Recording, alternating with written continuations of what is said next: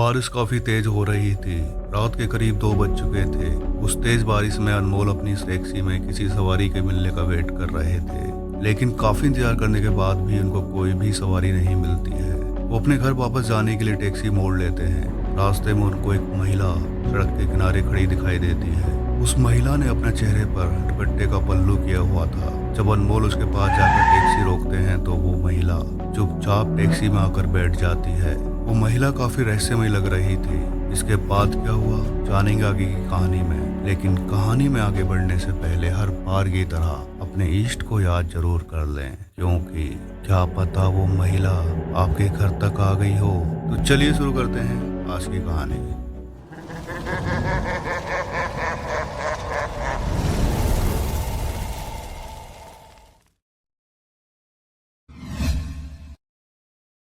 नमस्ते जी, welcome to my YouTube channel demon soul fitness and vlogs. और मैं हूँ डीमन। मैंने कहीं सुना था कि जब एक बार देवता और दानवों के बीच युद्ध हुआ था, उस समय देवताओं ने काफी सारे दानवों का वध कर दिया था, और जो दानव और नकारात्मक शक्तियां बच गई थीं, उन्होंने पहाड़ों, जंगलों और वीरान जगह जाकर अपनी जान बचाई, और वो सब वहीं रहने लगे। इसीलिए पहाड़ी इलाकों को दिन में जितना सुंदर माना जाता है, रात को उतना ही डरावना। हिमाचल के लोग इस बात को अच्छे से जानते हैं। पहाड़ों में भूत, प्रेत, चुड़ैल और डायन जैसी नकारात्मक शक्तियों को आसानी से देखा जा सकता है। अगर आपको मेरी बातों पर यकीन नहीं है तो आज की कहानी सुनने के बाद आपको यकीन हो जाएगा। ये कहानी है अनमोल की, जो चंबा डिस्ट्रिक्ट के रहने वाले हैं और पेशे से एक टैक्सी ड्राइवर है। और ये मोस्टली रात की ही शिफ्ट करते हैं, क्योंकि रात को बस अड्डे के पास काफी सवारी मिल जाती है और रात को फेयर चार्जेस भी काफी ज्यादा होते हैं, तो कम खर्चे में सेविंग्स अच्छी हो जाती है। एक रात की बात है, उस रात काफी तेज बारिश हो रही थी। अनमोल अपनी टैक्सी में बैठे सवारी का इंतजार कर रहे थे। आज सवारी काफी कम थी और आज अनमोल ने सिर्फ 2 से 3 चक्कर ही लगाए होंगे, वरना डेली का एवरेज उनका 6 से 7 चक्कर लगाने का था। बारिश इतनी तेज हो रही थी कि बस अड्डे के पास सिर्फ गिने चुने टैक्सी ड्राइवर्स ही खड़े थे। सवारी का इंतजार करते करते काफी देर हो गई थी। अनमोल डिसाइड करते हैं कि वापस घर चले जाना चाहिए, क्योंकि यहाँ पर खड़े रहने से कोई फायदा नहीं है। ऊपर से बारिश रुकने का नाम ही नहीं ले रही थी। अनमोल अपनी टैक्सी लेकर घर के लिए निकल पड़ते हैं। तेज बारिश में चारों तरफ गुप अंधेरा और खामोशी छाई हुई थी। बस बारिश की ही आवाज चारों तरफ गूंज रही थी। अनमोल को टैक्सी की हेडलाइट की रोशनी में दूर सड़क किनारे एक औरत खड़ी दिखाई देती है। उस औरत ने दुपट्टे से अपना मुंह ढके हुआ था, जिसे आम भाषा में पल्लू करना कहते हैं। वो औरत टैक्सी को रुकने का इशारा कर रही थी। अनमोल उसके पास जाकर टैक्सी रोक देते हैं और उस महिला से पूछते हैं कि आपको कहाँ जाना है। वो औरत जवाब देती है कि आप मुझे कुटवारी गांव छोड़ देना। अनमोल उस औरत से कहते हैं बारिश काफी तेज हो रही है और उस गांव का रास्ता ठीक नहीं है, मैं आपको बाहर तक ही छोड़ सकता हूँ। औरत कहती है कि आप जितना पैसा बोलोगे मैं आपको दे दूंगी, बस आप मुझे उस गाँव तक छोड़ दो। आगे वो औरत कहती है मैं आपको 2500 रुपये दूंगी। ये सुनकर अनमोल दंग रह जाते हैं। नॉर्मली वहाँ का किराया 600-700 रुपये तक था, लेकिन ये औरत इतना ज़्यादा पैसा क्यों दे रही है। अनमोल मन ही मन सोचते हैं कि शायद इस औरत को कोई इमरजेंसी होगी और बारिश का मौसम है, इसीलिए ये औरत इतना ज़्यादा पैसा दे रही है। एक तरफ वो ये भी सोचते हैं कि आज वैसे भी काम इतना अच्छा नहीं हुआ था, तो चलने में कोई बुराई नहीं है, क्योंकि पैसे काफ़ी ज़्यादा मिल रहे थे। वो उस औरत को टैक्सी में बैठा लेते हैं। वो औरत पीछे वाली सीट पर चुपचाप आकर बैठ जाती है। अनमोल उस औरत से पूछते हैं कि बहन जी, इतनी रात को आप अकेले सड़क पर खड़े थे, सब ठीक तो है ना, घर में कोई बात तो नहीं हो गई है। और अनमोल का ये सब पूछना नॉर्मल ही था, क्योंकि हो सकता था कि उस औरत का घर में कोई झगड़ा हो गया हो और वो गुस्से में आकर अपने मायके जा रही हो। लेकिन वो औरत अनमोल के इस सवाल का कोई जवाब नहीं देती है और वो चुपचाप पीछे बैठी हुई थी। तो अनमोल भी इस पर अपने काम से काम रखते हुए अपनी टैक्सी चलाने लगते हैं। लेकिन टैक्सी चलाते हुए एक बात अनमोल के दिमाग में हिट करती है कि ये औरत इतनी तेज बारिश में खड़े होने के बावजूद भी भीगी नहीं थी, उसके कपड़े एकदम सूखे हुए थे। ये बात दिमाग में आते ही अनमोल घबरा जाते हैं और वो औरत चुपचाप किसी पुतले की तरह बैठी हुई थी। उसने अब भी दुपट्टे से अपना मुंह ढका हुआ था। अनमोल बार बार मिरर में उसका चेहरा देखने की कोशिश कर रहे थे, लेकिन उस औरत ने अपना पल्लू काफी नीचे तक किया हुआ था और वो एकदम खामोश टैक्सी में बैठी हुई थी। और अचानक उस टैक्सी में एक मनहूसियत सी फैल गई। अनमोल का दिल तेजी से धड़क रहा था, डर से उनके चेहरे पर पसीना आ रहा था।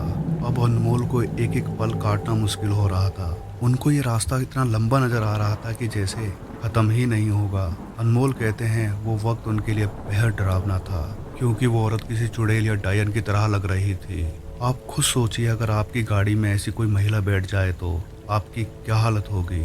अनमोल कहते हैं जब वो उस गांव के पास पहुंचे तो उस गांव की तरफ जाने वाला रास्ता वाकई में काफी खराब था। उस औरत ने हाथ के इशारे से एक रास्ते की तरफ जाने का इशारा किया। अनमोल का डर के मारे हलक सूझ चुका था। वो चुपचाप उस रास्ते पर टैक्सी ले लेते हैं। उनके पास कोई और ऑप्शन भी नहीं था। उनको ये डर सताए जा रहा था कि ये महिला कहीं उनको कोई नुकसान ना पहुंचा दे। आगे जाकर उस औरत ने एक टूटे फूटे खराब हालत में बने एक घर के पास टैक्सी रोकने का इशारा किया। अनमोल देखते हैं कि उस घर की हालत काफी खराब थी और किसी भी इंसान के लिए वो घर रहने लायक नहीं था। अनमोल चुपचाप वहां जाकर टैक्सी रोक देते हैं। उस औरत ने टैक्सी से उतरकर अनमोल को 2500 रुपए दिए। अभी भी उस औरत ने अपना चेहरा ढका हुआ था। अनमोल वो पैसे ले लेते हैं और उन्हें गिनना शुरू कर देते हैं। पैसे गिनने के बाद वो देखते हैं कि वो औरत उस खंडर से पड़े घर की तरफ जा रही थी।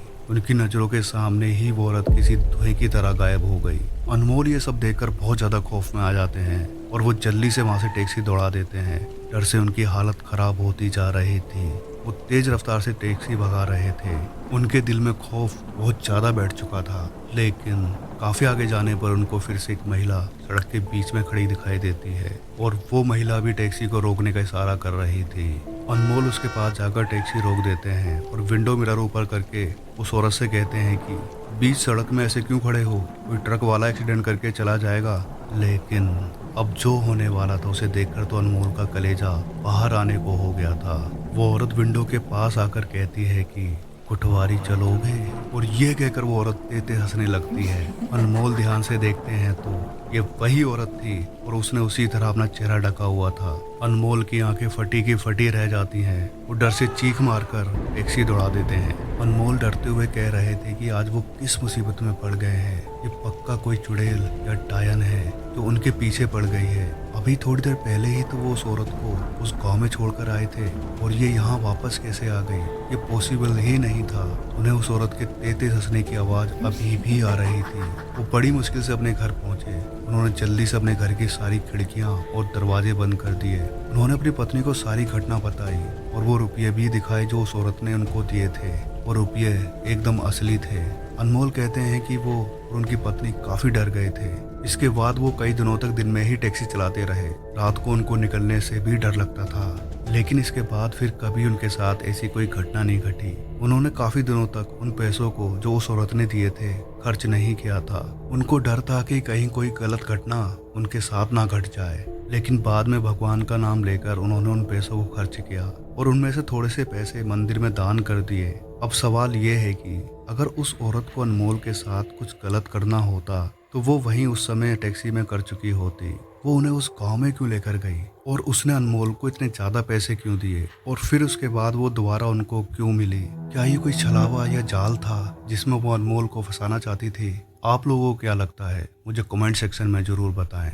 और आज की कहानी आपको कैसी लगी वो भी मुझे कमेंट सेक्शन में जरूर बताएं। अगर ये कहानी आपको अच्छी लगी है तो इस वीडियो को लाइक शेयर कमेंट जरूर करें और अपनी फैमिली फ्रेंड्स के साथ ज़्यादा शेयर करें। अगर आप लोगों के साथ भी ऐसी कोई घटना घटी है या ऐसी कोई कहानी आप लोग जानते हैं तो आप मेरे साथ शेयर कर सकते हैं। मेरे इंस्टा का लिंक और मेरी ईमेल आईडी का लिंक डिस्क्रिप्शन में दिया गया है। आप उन लिंक्स पे जाकर शेयर कर सकते हैं। इस तरह की और कहानी सुनने के लिए मेरे चैनल को सब्सक्राइब कर लें, क्योंकि मैं इस तरह की बेहद डरावनी, सच्ची और रहस्यमयी घटनाएं लेकर आप लोगों के सामने आता रहूंगा। तो मिलते हैं नेक्स्ट वीडियो में, तब तक अपना ध्यान रखें। धन्यवाद।